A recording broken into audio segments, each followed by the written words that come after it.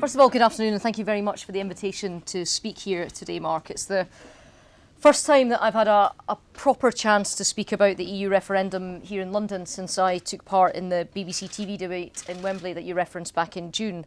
And it's a much cosier sort of room and audience, I have to say, this time around. But it feels like an appropriate time to reflect on the result on June the 23rd. Both of our parliaments here in Westminster and in Holyrood are back, and we're down to business once more. And some of the initial shock which many people felt in the days after the vote has begun to subside.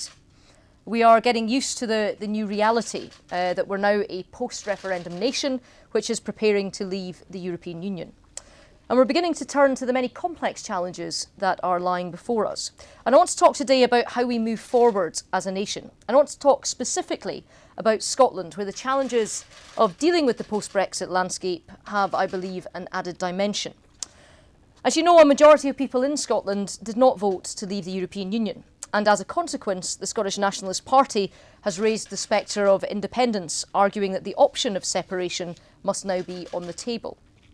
I know that for some people outside Scotland, all this has added to the view that Scottish independence is now inevitable and that Brexit is destined to lead to the breakup of our own union too. I'd like to start today by setting out why I believe that analysis is wrong. I'd then like to talk about how we progress as one United Kingdom. So first of all, let me quickly reflect on the campaign, the result and also the events that have happened over the summer in Scotland. And the campaign itself was very different north of the border than the one that we saw here in England and Wales. For one thing, there was a broad political support for Remain. I, along with the leaders of the Scottish National Party, the Scottish Labour Party, the Green Party and the Liberal Democrats, were all for in. And with all due respect to the Out campaign, there was no Scottish Boris. But more importantly, there was also a certain referendum fatigue that was in the air. Scotland had its nation-defining referendum in 2014 when we opted to remain within the United Kingdom.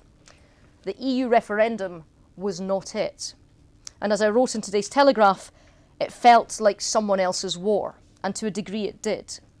Turnout for our own independence referendum was much higher, with nearly 1 million more people voting in 2014 than they did at the EU referendum in Scotland in 2016. And whatever the reasons, the result was clear, a 62% to 38% vote to remain. But I would argue that it wasn't as clear-cut as the SNP would like to have you believe. Yes, 1.6 million people in Scotland voted to remain in the EU, but more than 1 million people in Scotland voted to leave. And that was more than the number of people that voted Nicola Sturgeon for First Minister in the Holyrood election in May. And many of them were SNP supporters. Indeed, polls suggest that around 1/3 of SNP voters backed Leave. And some of the areas that saw the highest Leave vote have long voted SNP, such as Murray, represented by Angus Robertson, who's already leading at Westminster for the SNP and is now looking likely to become the party's deputy leader.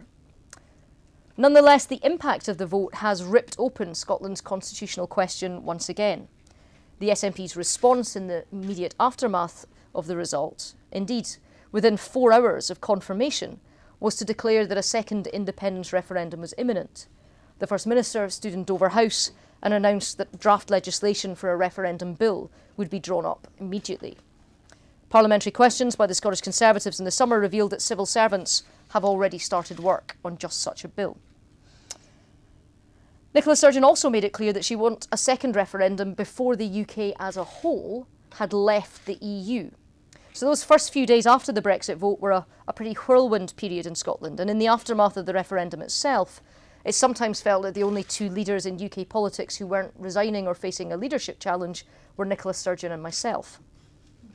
And there were some people who had previously opposed independence in Scotland who were now thinking again about their position. And it felt for many, particularly, if I may say, here in Westminster, that the SNP's independence bandwagon was now unstoppable. And the SNP's strategy has always been to make independence feel inevitable, like there is nothing you can do to stop it. May's election result, where the party went backwards and lost their majority, punctured that sense of momentum, but in unsettled times that pose deep and existential questions, Nationalism seeks to give easy answers wrapped in a flag. It thrives on chaos, and it's fair to describe that week after the vote as chaotic. And in those first few days after the result, as the SNP seized the initiative, the party's momentum returned, and inevitable was exactly how it felt to many people. Now, I am no psephologist, but I know a man who is, and Professor John Curtis of Strathclyde University last week gave a pretty thoughtful analysis of what has happened since. In the immediate aftermath of the result, there was a modest swing in favour of independence, but more recent polls have made it clear that this swing has not been maintained. As Professor Curtis wrote last week, and I quote, "It looks as though the apparent swing in favour of independence in the immediate wake of the Brexit vote was no more than a short-term reaction, and that the balance of opinion has returned to where it was beforehand." And I'm no nationalist either, but I agree with what Alex Neil, a former SNP Cabinet Secretary, has said. He noted that, and again, in direct quotes, "the initial surge of support for independence in the immediate aftermath of the EU referendum is already reverting to pre-EU referendum levels." In other words, we're back to where we were. And this appears to have been recognised at least partially by the SNP, because last week the First Minister laid out her programme for government for the coming year.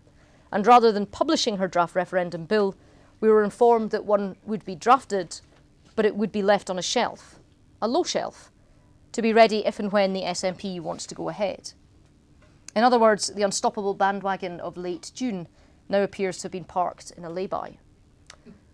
And why has this happened? Well, there is one overwhelming reason. I suggested before that Scotland was suffering from referendum fatigue.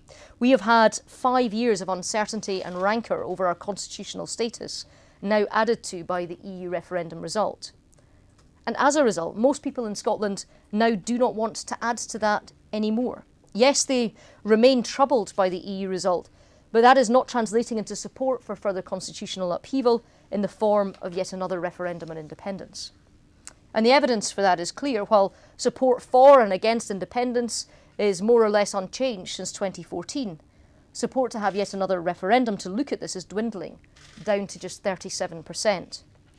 Even those who would vote yes in the event of a second referendum don't want to see one offered anytime soon. Most people simply want to put it behind us, and I don't blame them.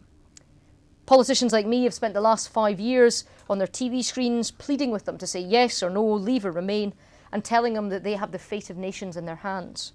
I don't blame people if they just want politicians to get on and actually run the country for a bit.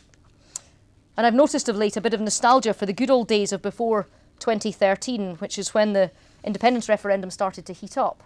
I hear nowadays people recalling a time when families didn't split down the dinner table over constitutional questions, when online abuse from armies of keyboard warriors was yet to come, and when we had a politics of issues, not of identity.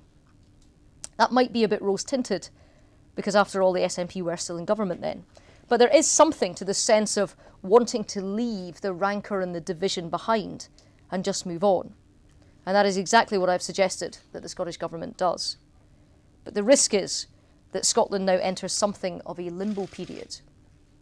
We know that the SNP is preparing a fresh campaign for independence. The First Minister announced the details of it a couple of weeks back. But with the polls no longer showing any support for a referendum, the SNP leadership clearly hasn't decided what happens next. It is as if an army battalion has been told to assemble at dawn for a fresh push, only to be told by the generals that it might now be lunchtime or tea or tomorrow before the attack begins.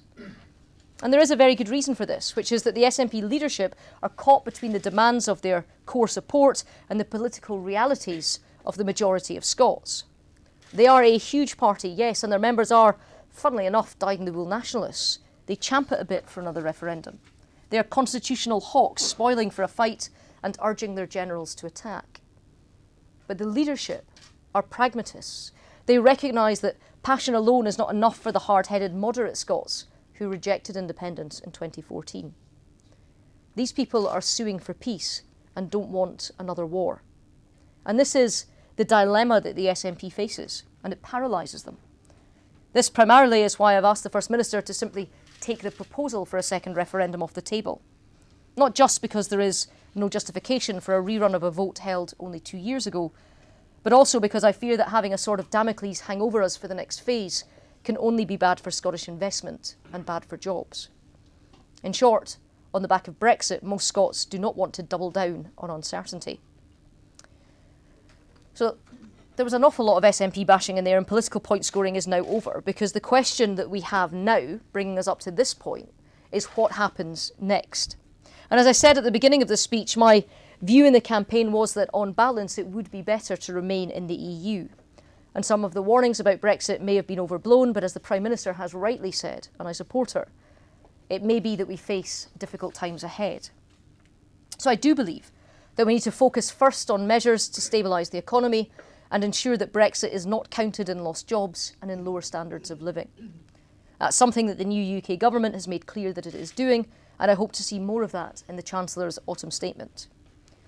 And we want to see more of this from the Scottish Government in the form of support for our many businesses who, under current proposals, are having to pay higher rates than their counterparts in England. One of the frustrations of the Nationalist Government is that simple steps like competitive tax are within their power, but are ignored for jockeying for position on the Constitution. Over the long term, the question turns to how we reorder our relationship with Europe and the wider world. Now, there has already been, to my mind, a lot of unfair criticism of the UK government in the wake of the referendum. It is, of course, entirely understandable to want clarity and certainty, but I believe that it is right that the Prime Minister does not limit her options ahead of any negotiations. And I also believe that we have to accept that we are at the start of what inevitably will be a lengthy process. A good parallel is with the Scottish Parliament. When it was first set up in 1999, it became a cliché to declare that devolution was a process and not an event.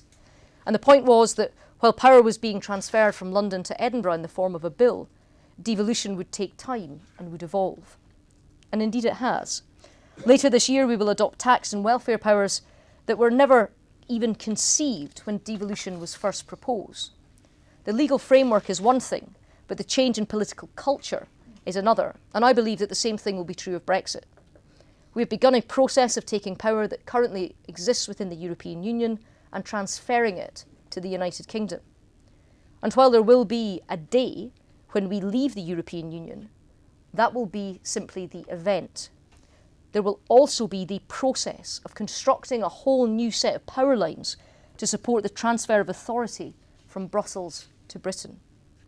It will involve a protracted period of negotiation, and we may end up with something that right now is hard to picture and will change and evolve over time. None of this makes for a neat soundbite when asked yes or no to questions on what Brexit means. But it is closer to what I believe will happen. We're not heading into the EU exit shop at Brussels Airport grabbing either a hard or a soft version off the shelf. It isn't like buying shoes. Rather, we're starting a conversation with the EU where we should take our time in order to negotiate a bundle of bespoke agreements which are tailored to our national interest and which, crucially, should also suit our neighbours across Europe too. My hope is that in taking this route, we will ensure that the deals we strike will meet the unique requirements of the United Kingdom, including Scotland. And if we take just two examples that are massively important to Scotland, fishing and farming, for nigh on half a century there was little room for tailored farming or fishing policy because any action had to be compliant with EU-wide frameworks. This has had a disproportionate impact on Scotland, where the bulk of the UK fishing fleet is based and where so much farming takes place also. What Brexit demands is that we now have to think afresh about exactly what we want out of these industries and how they are integrated within a wider UK economic policy. I speak as an inner, but the Scottish Fishermen's Federation has already said that Brexit means we could now lead the way in developing fit-for-purpose management that will enable fishing to sustainably develop. Whether that actually happens can't be answered now. It will take time, and after all, we haven't considered these issues in isolation for decades. But I think that even politicians like me who wanted to remain now have a duty to roll up our sleeves and seek out the opportunities where they arise. This is something that all political parties and all parts of the United Kingdom need to put their efforts behind. And I'm glad that the UK government has already made it clear that it wants the Scottish government and all the devolved administrations to be an integral part of this process. That is only right. it is also something that I and my party in Scotland want to contribute, and this is something that I'd like to announce today. As I spelled out earlier, I believe that the Scottish Government has got it wrong in its response to the Brexit vote. The First Minister tried to use that vote to create a bow wave surge for independence. It hasn't worked, but I don't believe the SNP will stop trying. And sadly, in our judgment, the push for separation will continue to be the main priority for the SNP government as we head into Brexit discussions, and not the best interests of Scotland and the United Kingdom. So while I will continue to support the Scottish Government's involvement in Brexit discussions, I'm also announcing today that the Scottish Conservatives will form our own expert group to assess the risks and opportunities of Brexit for Scotland. As well as two of my MSPs, one who voted Remain and one who voted Leave, I'm delighted to say that the group includes a panel of leading figures, including Sir Ian McMillan, the former head of CBI Scotland, and Gavin Hewitt, the former Chief Executive of the Scotch Whisky Association, and prior to that, Her Majesty's Ambassador to Belgium, Finland and Croatia. I will ask them to report to me on how best they believe Brexit can deliver for Scotland, and crucially, for the entire United Kingdom too. Because we believe that Scotland's interests are not served by constantly trying to pick apart the UK. We believe that Scotland's best interests are served by ensuring the strength and durability of the entire United Kingdom, of which we are a key part. The same view also helps to answer the question that some have raised since the vote on whether Scotland, as part of the United Kingdom, might get a different deal with the EU to the rest of the UK. Firstly, it is difficult to envisage circumstances wherein the EU would sign up to part of the UK remaining while the rest of the UK left. But perhaps more importantly, there's also the question of whether Scotland would benefit from one. In terms of trade, the rest of the United Kingdom is more than 4 times as important to Scotland as the entire European Union. Our interests are best served by maintaining our own single market and our own union. For Scotland, the EU was a 40-year-old, relatively loose economic union with social and legal implications. The United Kingdom is a 300-year-old, deeply embedded economic, social, political and emotional union. And so far it has not been made clear why Scotland would want to weaken a union of fundamental importance to us in order to remain in a union 4 times less so.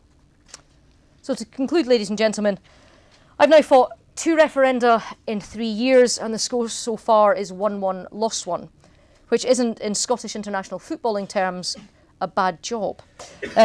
However, I hope it is a very long time before I have to contest another. As a Democrat, I believe that we now need to honour the results of those 2 referenda, leaving the European Union as one nation. I know there are many diplomats here today from our friends and allies around the world, and I want to repeat the message that many others have given in the weeks since the referendum result from both sides of the referendum divide. That while we are leaving the European Union, we are not leaving Europe, and we will not turn in on ourselves. I fought for Britain to stay together in the Scottish referendum, and I did so not just because of the bottom line, but because I believe the United Kingdom is a force for good.